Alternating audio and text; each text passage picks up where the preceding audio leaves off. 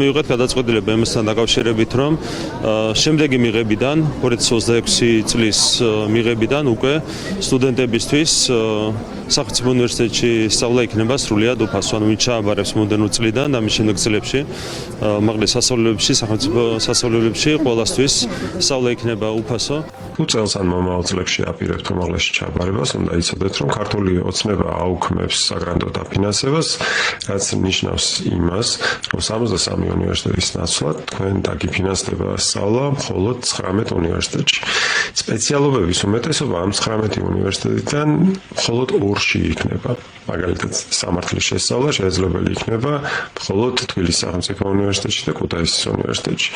ეს შეამცირებს მისაღებ რაოდენობებსაც, ანუ უფრო რთული გახდება თქვენთვის ჩაბარება.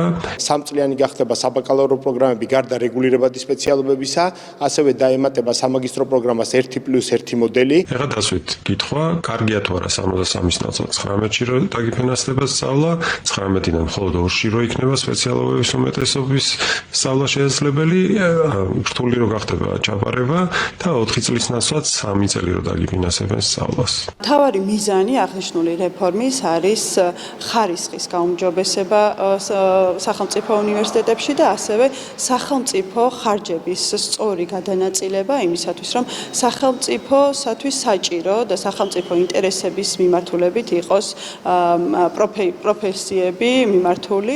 უფასო განათლების დროშით შემოაქვთ ის, რომ გონიერი ადამიანების ძალიან მნიშვნელოვანი ნაწილი დაფინანსებას კარგავს.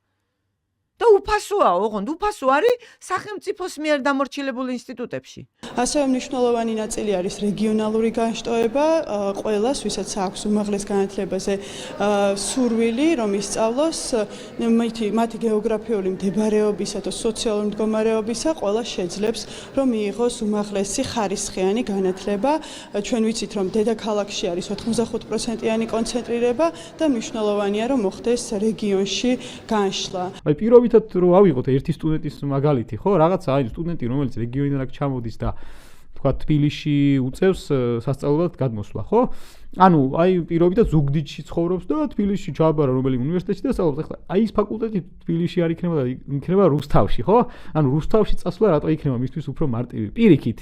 ანუ თბილისში დასაქმების სივრცე მაინც არის. სტუდენტი, როდესაც თბილისში აბარებს, ის აბარებს არა მხოლოდ უნივერსიტეტის გამო, არამედ იმ შესაძლებლობების გამოყენებისთვის, რაც არ გააჩნია მშობლიურ ქალაქში. პირველ რიგში სტუდენტი, რომელსაც სურვილი აქვს ჩააბაროს სახელმწიფო უნივერსიტეტში, იცის, რომ მას ყველა სერვისი მიეწოდება უფასოდ, ანუ მას თანხის გადახდა არ უწევს. პირველი პრინციპი, რაც ესე ვთქვათ, რასაც რეფორმა ახორციელებს, ეს გახლავს სწავლის ხარისხის ამაღლება, ანუ ხარისხი არის ძალიან მნიშვნელოვანი. დედაჩემი სამაჩაბლოდან იყო ძევნილი, თითოეული, ესე ვთქვათ, ლარი, რასაც ღებულობს და ხელფასი აქვს, ცდილობს, რომ ჩემ განათლებას მოახმაროს. უნივერსიტეტი რო უფასო იქნება, შეგვიმსუბუქეს ესე ვთქვათ ცხოვრებას. ოჯახის მატერიალური მდგომარეობისთვის უკეთესი იქნება. როდესაც საქართველოში გვექნება კარგი განათლების სისტემა, სამსახურებიც უფრო ახალგაზრდული ენერგიით შეივსება და ვფიქრობ, ეს ჩვენ ქვეყანას ძალიან დაეხმარება.